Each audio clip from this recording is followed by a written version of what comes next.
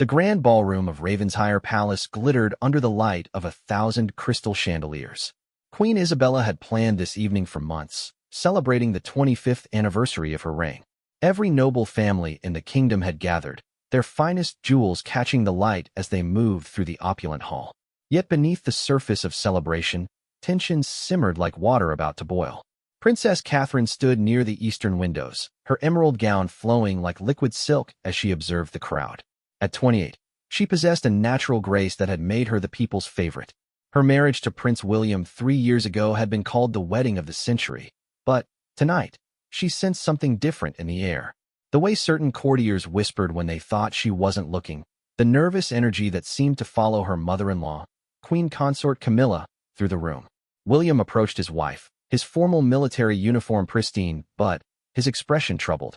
"Have you spoken with Mother tonight?" he asked quietly, using the term he'd grown comfortable with over the years since his father's remarriage. Catherine shook her head, noting how his jaw tensed when he mentioned Camilla. "She's been surrounded by the Duchess of Marlborough's circle all evening." They seemed quite animated about something. Across the ballroom, Queen Isabella held court near the throne, her silver crown catching the light with every movement. At 72, she remained formidable, her sharp blue eyes missing nothing. She had ruled with wisdom and strength, but age was beginning to show in the slight tremor of her hands and the careful way she moved. The question of succession had become increasingly urgent, though she had made her intentions clear years ago. Camilla moved through the crowd with practiced elegance, her burgundy dress adorned with the sapphires that had once belonged to William's grandmother. She had spent 15 years as queen consort, supporting her husband King Charles through his reign until his passing 2 years ago. Now, as the widow of the former king and stepmother to the heir apparent, her position was delicate but not without influence. The orchestra began a waltz, and couples took to the dance floor. William extended his hand to Catherine, and they joined the swirling mass of silk and satin. As they danced, Catherine noticed several members of Parliament watching them intently. Lord Chancellor Harrison stood with the Prime Minister near the great fireplace, their conversation appearing serious despite the festive atmosphere. "Something's happening," Catherine murmured to her husband as they turned. "The political atmosphere feels charged." William's grip on her waist tightened slightly. "Grandmother has been meeting with her advisors more frequently. There are rumors about an announcement tonight." As if summoned by their conversation, Queen Isabella's voice rang out clear and strong above the music. The orchestra gradually faded to silence as all eyes turned toward the throne. The elderly monarch stood with dignity, her presence commanding absolute attention from every person in the vast hall. "My dear subjects, loyal friends, and beloved family," she began, her voice carrying the authority of decades of rule. "Tonight marks not only the anniversary of my coronation, but also a moment of great significance for our kingdom." The silence in the ballroom became absolute. Even the servants paused in their duties, sensing the weight of the moment. Catherine felt William's hand tighten around hers as they stood among the crowd, both knowing that whatever came next would change their lives forever. Queen Isabella lifted a sealed document from the small table beside her throne. "For many years, you have honored me with your trust and loyalty. The time has come to ensure the continued strength and prosperity of our realm through a clear declaration of succession." Camilla's face had gone pale, her champagne glass trembling slightly in her hand. She had expected this moment, but had hoped it might come at a more private occasion. Around her, the courtiers who had been whispering all evening now watched with barely concealed anticipation. The queen's voice continued, each word falling like a stone into still water. "It is my will and decree that upon my death or abdication, the crown of Ravensshire shall pass directly to my grandson, Prince William, bypassing all other claims and considerations." A collective intake of breath filled the ballroom. While many had expected this announcement, hearing it declared so formally sent ripples of shock through the assembled nobility. The traditional line of succession had been altered by royal decree, and everyone understood the implications. William stood frozen, his face a mask of controlled emotion. He had known this day would come, but the reality of it struck him with unexpected force.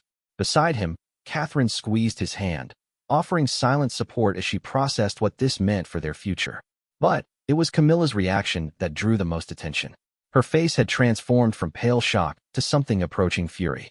As the queen's stepmother and widow of the late king, she had harbored her own ambitions regarding the succession. The formal declaration felt like a public rejection of her position and influence within the royal family. The Queen continued, "This decision has been made after careful consideration of the needs of our people and the future of our monarchy. Prince William has demonstrated the wisdom, compassion, and strength necessary to lead our nation into a new era." As the words echoed through the ballroom, Camilla set down her champagne glass with such force that it cracked against the marble table. The sharp sound cut through the Queen's speech like a blade, drawing every eye in her direction. The tension that had been building throughout the evening finally reached its breaking point. Camilla's carefully maintained composure began to crumble as she realized the full impact of what had just been announced. Years of patient positioning, of building alliances, and maintaining influence seemed to dissolve in an instant. William watched his stepmother with growing concern, recognizing the signs of an emotional storm brewing. He had seen her pride wounded before, but never in such a public setting. The combination of royal protocol and personal hurt created a volatile mixture that threatened to explode at any moment. Catherine observed the unfolding drama with the sharp awareness that had served her well in court politics. She understood that what happened in the next few minutes would ripple through the kingdom for years to come. The delicate balance of power within the royal family was shifting, and everyone present was witness to a moment that would define the future of the monarchy. The Queen, seemingly unaware of the emotional tsunami she had triggered, raised her hand for continued attention. "Let us celebrate this evening not as an ending, but as a new beginning for our beloved kingdom."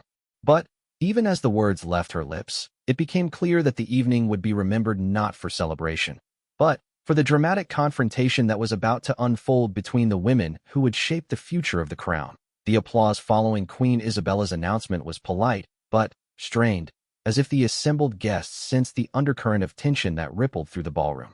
Camilla remained motionless near the marble table, her knuckles white as she gripped the edge.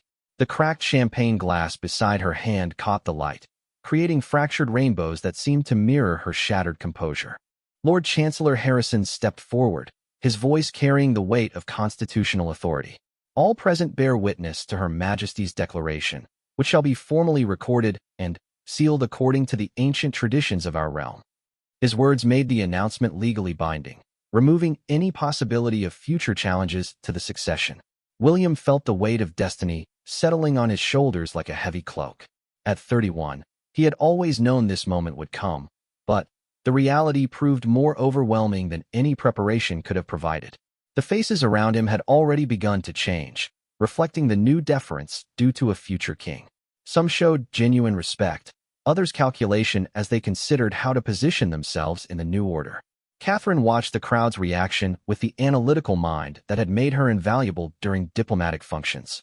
She noticed how certain nobles immediately began gravitating toward William, while others maintained careful neutrality. But her primary concern remained Camilla, who had not moved or spoken since the Queen's declaration. The orchestra leader looked uncertainly between the Queen and the crowd, unsure whether to resume the evening's entertainment. Queen Isabella, recognizing the need to restore normalcy, gestured for the music to continue. Slowly, conversations resumed, and couples returned to the dance floor, though the atmosphere remained charged with unspoken tensions. Camilla finally lifted her head, her eyes scanning the room until they fixed on Queen Isabella. The older woman's expression had hardened into something approaching defiance. She began moving through the crowd, her burgundy dress flowing behind her like a dark river. Those who recognized the look on her face quickly stepped aside, creating a clear path toward the throne. "This is not good," William murmured to Catherine, recognizing the dangerous glint in his stepmother's eyes. He had seen that expression before, usually preceding explosive confrontations that left emotional wreckage in their wake. Camilla approached the raised platform where Queen Isabella held court, her movements deliberate and controlled despite the storm raging within. The Queen's advisors, sensing potential trouble, began to close ranks around their monarch. But Camilla had spent years navigating court politics and would not be deterred by protective protocol. "Your Majesty," Camilla said, her voice carrying clearly despite its measured tone. "Might I request a private audience to discuss certain aspects of tonight's announcement?" Queen Isabella studied her stepdaughter-in-law with the shrewd gaze that had served her through decades of political maneuvering. "Anything you wish to discuss may be said here, among family and friends." The response was clearly intended to maintain public decorum while preventing a private confrontation. But Camilla's patience had reached its limit. The humiliation of being publicly bypassed, combined with years of carefully suppressed resentment, created a perfect storm of royal fury.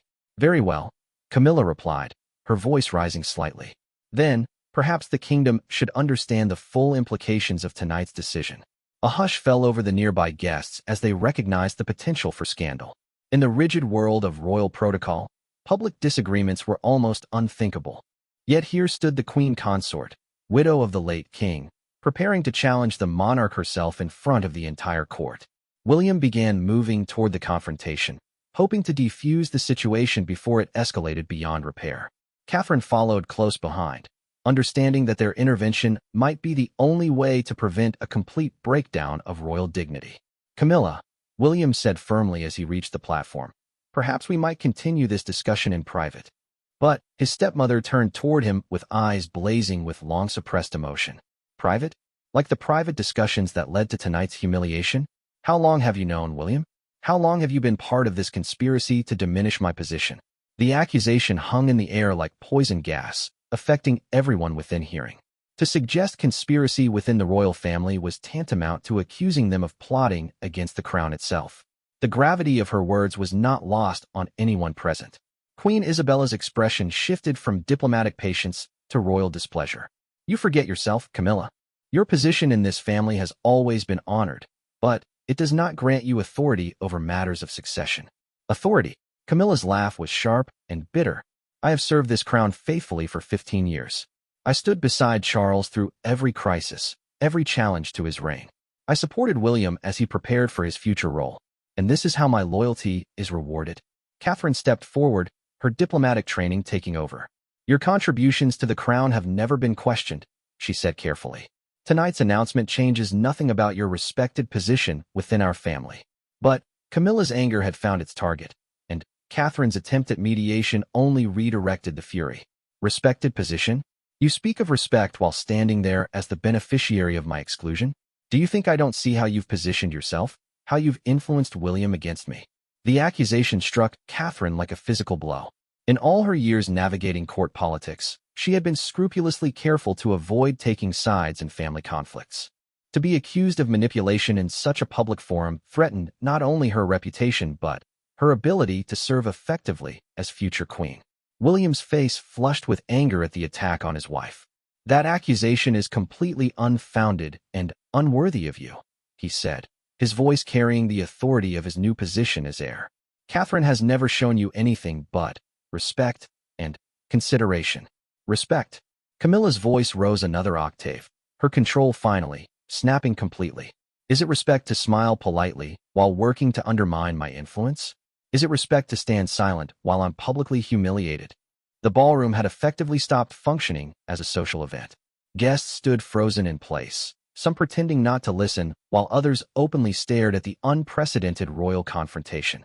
The orchestra had fallen silent again, their instruments useless against the drama unfolding before them. Queen Isabella rose from her chair with dignity that belied her age, her presence commanding immediate attention. "This display is beneath the dignity of our crown and unworthy of this occasion. I suggest you retire for the evening to compose yourself." The dismissal was clear and absolute, delivered with the full authority of a monarch who had ruled for a quarter century. But instead of compliance, Camilla's fury reached its crescendo. "Compose myself?" she repeated, her voice now carrying throughout the ballroom. "I have composed myself for years while watching my contributions dismissed and my counsel ignored. I have stood silent while younger voices were elevated above my experience." In a gesture that would be remembered and discussed for generations, Camilla reached up and removed the sapphire tiara from her head. The precious circlet, a symbol of her position as queen consort and her connection to the royal family, caught the light as she held it above her head. "If my position means so little," she declared, her voice ringing with wounded pride and desperate anger, "then perhaps it means nothing at all." With those words, she hurled the tiara toward the marble floor with all her strength. The ancient jewelry struck the stone with a crystalline crash that seemed to echo through the stunned silence like thunder. Sapphires scattered across the polished floor like blue tears, their sparkle now dimmed by the violence of their dispersal. The sound of the tiara's destruction seemed to break whatever spell had held the ballroom in thrall. Gasps and murmurs rippled through the crowd as the full magnitude of Camilla's action became clear. She had not merely voiced her displeasure. She had symbolically rejected her position within the royal family in the most dramatic way possible. The crash of the shattered tiara reverberated through the ballroom like the sound of a dynasty breaking apart. Scattered sapphires caught the chandelier light as they rolled across the marble floor, each glinting stone a reminder of the unprecedented destruction that had just occurred. The assembled nobility stood frozen in shock, uncertain whether they had witnessed history or catastrophe. Catherine's training in crisis management took over instantly. While others gawked at the scattered jewels, she moved with swift purpose toward Camilla, recognizing that the next few moments would determine whether this incident became a manageable scandal or a constitutional crisis. Her emerald gown rustled softly as she navigated between stunned guests, her face a mask of calm determination. "Camilla," Catherine said quietly as she reached the older woman's side. "Perhaps some fresh air would be beneficial." But Camilla stood rigid with defiance, her chest rising and falling rapidly as she stared at the destruction she had wrought. The symbolism of her action was not lost on her. She had literally thrown away her crown, rejecting the position that had defined her for over a decade. Yet instead of regret, she felt a strange sense of liberation. William's face had transformed from shock to barely controlled fury. In his military training, he had learned to maintain composure under pressure, but watching his stepmother publicly disgrace the crown pushed him beyond his limits. His hands clenched into fists at his sides as he struggled to contain his rage. "How dare you?" he said, his voice low but carrying clearly in the unnatural quiet. "How dare you turn this sacred occasion into a theater for your wounded pride?" Queen Isabella remained seated, but her knuckles were white where they gripped the arms of her throne. At 72, she had weathered many political storms, but never had she witnessed such a brazen display of disrespect within her own family. The precedent this set was dangerous. If royal authority could be challenged so publicly, what message did that send to the people? The Prime Minister approached the royal group with careful steps, his diplomatic instincts recognizing a crisis that could have far-reaching political implications. "Your Majesty," he said softly to the Queen, "perhaps it would be wise to conclude this evening's festivities." But before Queen Isabella could respond, Camilla turned toward William with fire still blazing in her eyes. "Sacred occasion? You speak of sanctity while participating in a charade designed to humiliate me. Did you think I wouldn't see through your careful maneuvering?" "There was no maneuvering," William replied, his military bearing evident in his rigid posture. "The succession has been clear for years. Your reaction only confirms the wisdom of tonight's formal announcement." The words hit Camilla like physical blows.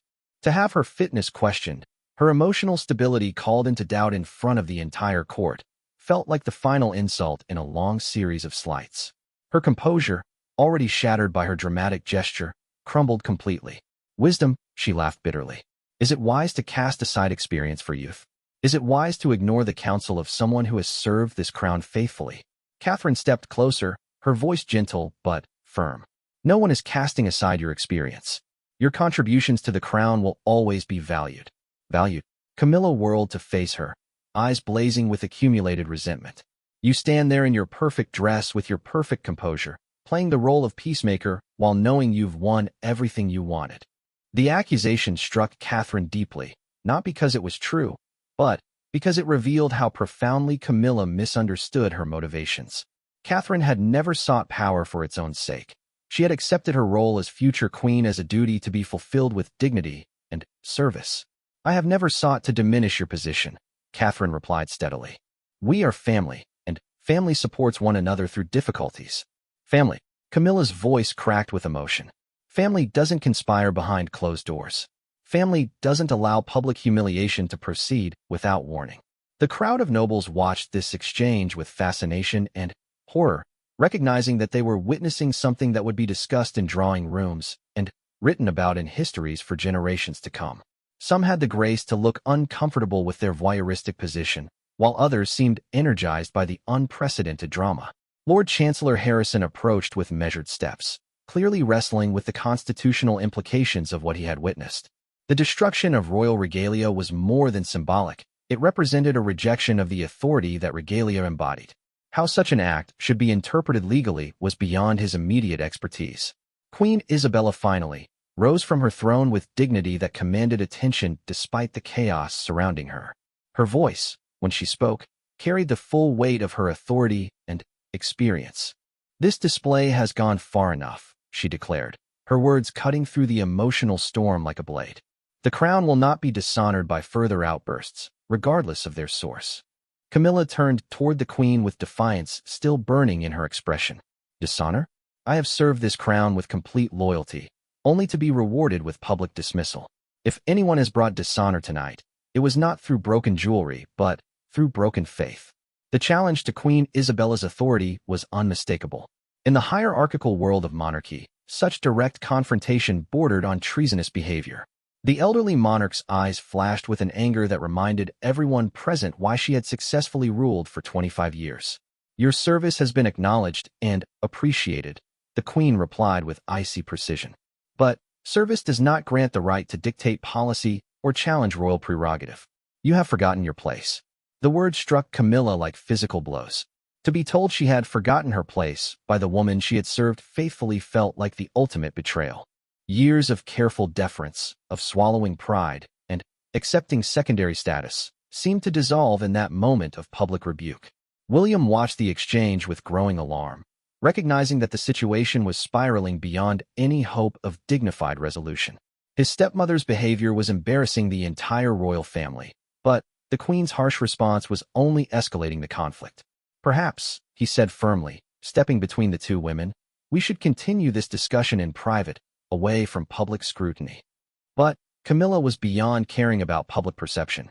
The formal rejection of her position, combined with the queen's harsh words, had stripped away her last vestiges of royal restraint. "Private," she said with bitter laughter. "Everything about tonight has been calculated for maximum public impact. The announcement, the timing, even the guest list was chosen to ensure my humiliation would be witnessed by everyone who matters." Catherine moved closer to William, recognizing that his anger was reaching dangerous levels. She could see the tension in his shoulders, the rigid set of his jaw that indicated he was struggling to maintain control. His military training had taught him discipline, but it had also taught him to respond decisively to threats. "That is enough," William said, his voice carrying a tone that brooked no argument.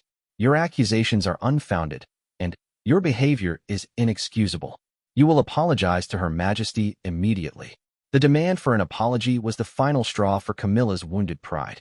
To be ordered to apologize by her stepson, in front of the entire court, for expressing her legitimate grievances felt like the ultimate humiliation.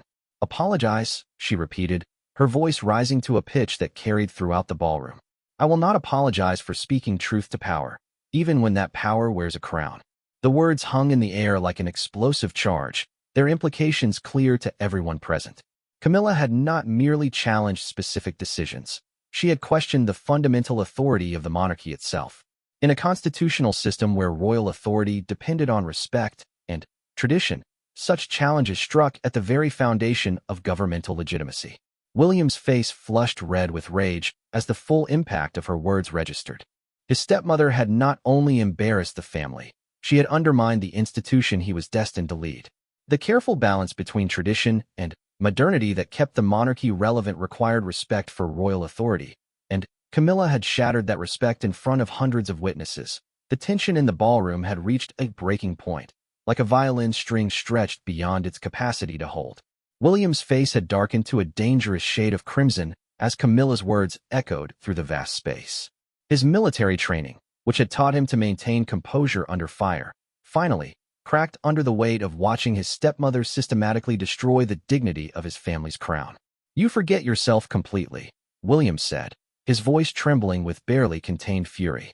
"Your position as my father's widow does not give you license to attack the very foundations of our monarchy." Camilla stood her ground despite the intimidating figure William cut in his dress military uniform. Years of suppressed resentment had finally found their voice, and she was not prepared to retreat now, regardless of the consequences. "Foundations?" she laughed harshly. "I'm not attacking foundations. I'm exposing the rot that threatens to bring down everything we've worked to preserve. This family has forgotten that loyalty should flow both ways." Queen Isabella watched the confrontation with growing alarm, recognizing that the situation had moved beyond family discord into potential constitutional crisis. The monarchy's strength depended on presenting a united front to the public, and this very public fracturing threatened to undermine decades of careful relationship building with Parliament and people alike. Catherine positioned herself strategically between William and Camilla, her diplomatic instincts warning her that physical confrontation was becoming a real possibility. She had never seen her husband in such a state of rage, his usual controlled demeanor replaced by something far more primal and dangerous. "William," she said quietly, placing a gentle hand on his arm. "Remember where we are." But her attempt at de-escalation only seemed to fuel his anger further. "Remember where we are," he repeated, his voice rising. "We're in the throne room of our ancestors, watching this woman drag our family name through the mud for her own petty grievances." The assembled nobles had given up any pretense of polite ignorance. They watched the unfolding drama with the fascination of spectators at a gladiatorial contest, understanding that they were witnessing something that would be discussed and analyzed for years to come. Some had begun discreetly recording the events on their phones, despite strict protocols against such behavior. Lord Chancellor Harrison approached with obvious reluctance, recognizing that his constitutional duty might require him to intervene. The destruction of royal regalia and public challenges to royal authority created unprecedented legal questions that had no clear answers in modern jurisprudence. "Your Majesty," he said carefully to Queen Isabella, "perhaps circumstances warrant a temporary adjournment of this evening's proceedings." But before the Queen could respond, William turned on Camilla with unleashed fury. "You want to speak of loyalty? Where was your loyalty when you turned this celebration into a circus? Where was your respect for the crown when you chose to air your grievances in front of Parliament and press?" Camilla's own anger flared in response to his accusations. "My loyalty has been absolute for 15 years. I have swallowed my pride, accepted secondary status, and smiled politely while being systematically excluded from meaningful decisions. Tonight was simply the final insult I was prepared to endure." Secondary status? William's voice reached a volume that seemed to shake the crystal chandeliers above. "You were queen consort of this realm. You held one of the highest positions in our kingdom. How dare you claim persecution when you've been honored beyond measure?" The confrontation had attracted the attention of security personnel who watched nervously from the edges of the ballroom. Their training prepared them for external threats, but family disputes within the royal circle presented unique challenges with no clear protocols. Catherine tried once more to restore calm, her voice carrying the authority she had learned to project during diplomatic crises. "This argument serves no one's interests. Perhaps we should stay out of this, Catherine," Camilla snapped, her composure finally dissolving completely. "This doesn't concern the perfect princess who never puts a foot wrong." The attack on his wife shattered whatever restraint William had managed to maintain. His face contorted with rage as he stepped toward Camilla, his hands clenched into fists. Years of military discipline warred with protective instinct and family fury. "How dare you attack my wife?" he roared, his voice carrying such force that several guests stepped backward involuntarily. "Catherine has shown you nothing but kindness and respect, even when you didn't deserve it." The accusation that she didn't deserve respect struck Camilla like a physical blow. To hear such words from the stepson she had helped raise, whose father she had supported through every challenge of his reign, felt like the ultimate betrayal. "Didn't deserve respect," she repeated, her voice breaking with emotion. "I gave everything to this family. I sacrificed my own identity to serve your father's crown. I accepted criticism and suspicion from people who never bothered to know me. And this is how I'm repaid." Queen Isabella rose from her throne with majestic authority, her voice cutting through the emotional chaos with royal command. "This degrading spectacle will cease immediately. Guards, escort Lady Camilla to her quarters where she may compose herself in private." The intervention of security forces marked a new level of crisis. Never before had a member of the immediate royal family required forcible removal from a state function. The implications of such action would reverberate through the constitutional framework of the kingdom. But Camilla was not finished. As two guards approached with obvious reluctance, she turned toward William with one final salvo of wounded pride and accumulated resentment. "You want to know what your father would think of tonight?" she said, her voice carrying clearly despite her emotional state. "He would be ashamed of how his family has treated his widow. He would be horrified by the cruelty shown in his name." The invocation of his late father pushed William beyond all boundaries of royal restraint. His face turned an alarming shade of purple as he struggled with emotions that threatened to overwhelm his carefully cultivated self-control. "Don't you dare speak for my father," he bellowed, advancing toward her despite Catherine's restraining hand on his arm. "Don't you dare invoke his memory to justify this disgraceful behavior." Catherine realized that physical confrontation was now imminent unless someone acted decisively. Her husband's military training included hand-to-hand combat skills that could prove dangerous if his anger overcame his judgment. She stepped directly between them, facing William with calm determination. "Stop," she said firmly, her voice carrying the authority of someone accustomed to being obeyed. "This has gone far enough. Think about what you're doing, what this moment will mean for our family's future." Her intervention created a moment of clarity that penetrated William's rage. He looked at his wife's face, saw the concern and love there, and began to understand how close he had come to crossing a line that could never be uncrossed. The ballroom had fallen into unnatural silence, broken only by Camilla's labored breathing and the distant sound of sirens outside the palace walls. News of the confrontation was already spreading beyond the confines of the throne room, carried by social media and palace staff to a world hungry for royal scandal. Queen Isabella's voice, when she finally spoke, carried the weight of absolute authority. "This shameful display ends now. Lady Camilla will retire immediately, and this evening's proceedings are concluded." As the guards finally approached to escort her away, Camilla gathered the remnants of her dignity around her like a cloak. She had lost this battle, perhaps even the war, but she would not retreat without one final gesture of defiance. Looking directly at William, then at Catherine, and finally at Queen Isabella, she spoke with quiet intensity that somehow carried more impact than all her previous shouting. "History will remember this night," she said, "not for the succession announcement, but for how a royal family destroyed itself through pride and petty cruelty." With those words, she allowed the guards to escort her from the ballroom, her head held high despite her defeat. The assembled guests watched her departure with mixed emotions, understanding that they had witnessed something unprecedented in modern royal history. The aftermath of Camilla's dramatic exit left the ballroom in a state of suspended animation. The scattered sapphires from her destroyed tiara caught the light like fallen stars across the marble floor, each glinting stone a testament to the evening's extraordinary events. The assembled nobility stood in clusters, their whispered conversations creating a low hum that replaced the earlier music and celebration. Catherine remained close to William, watching his face carefully as he struggled to regain his composure. The rage that had consumed him moments before was slowly giving way to a complicated mixture of guilt, anger, and profound sadness. His stepmother's words about his father had struck deeper than he cared to admit, opening wounds that had never fully healed. Queen Isabella surveyed the damage to both her ballroom and her family's reputation with the calculating mind that had guided her through 25 years of successful rule. The political implications of tonight's confrontation would be far-reaching, affecting everything from public perception to parliamentary confidence in royal stability. "Lord Chancellor," she said quietly, summoning Harrison with a gesture, "I believe damage control measures will be required." Harrison nodded gravely, understanding that his next few hours would be spent crafting carefully worded statements and coordinating with the Prime Minister's office to minimize the constitutional impact of what had occurred. The destruction of royal regalia and public challenges to royal authority created precedents that no one was prepared to handle. The Prime Minister approached with obvious concern etched across his features. As the head of government, he understood that royal family discord could destabilize the carefully balanced relationship between Crown and Parliament that formed the foundation of their constitutional monarchy.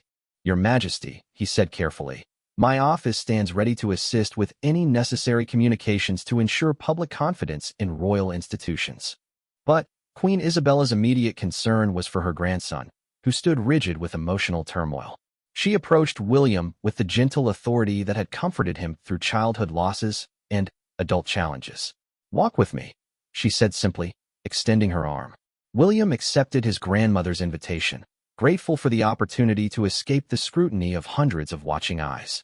As they moved toward a private alcove, Catherine followed at a respectful distance, understanding that her husband needed family support, but also space to process what had occurred. "That was inexcusable behavior," William said as soon as they were relatively private. "To attack the crown so publicly, to drag our family's reputation through such degradation. Queen Isabella studied her grandson's face, recognizing the pain beneath his anger. "Your stepmother is hurting," she said quietly. "That doesn't excuse her actions, but it explains them." "Hurting?" William's voice retained traces of his earlier fury. "She humiliated our entire family in front of Parliament and press. She destroyed centuries-old regalia and challenged the very foundations of our authority." The Queen's expression softened with understanding born from decades of navigating family and political crises.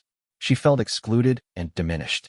Whether those feelings were justified is less important than recognizing their power to drive desperate actions. Catherine joined them in the alcove, her diplomatic mind already working on the complex task of repairing the damage done to royal relationships. "The immediate priority is preventing this from becoming a permanent rift in our family," she said carefully. William turned toward his wife with gratitude for her steady presence during the crisis. "How do we move forward from this?" "The entire kingdom witnessed her attack on our legitimacy. We respond with dignity and grace," Catherine replied. "We acknowledge that families sometimes disagree while reaffirming our commitment to service and unity." But Queen Isabella's concern extended beyond public relations to the deeper wounds that had been exposed. "This confrontation has been building for years," she observed. Tonight's succession announcement simply provided the spark for an explosion that was already inevitable. As they spoke, palace staff worked efficiently to clear the ballroom and manage the departure of guests who were eager to spread news of what they had witnessed. Social media was already buzzing with eyewitness accounts and speculation about the long-term implications for royal stability.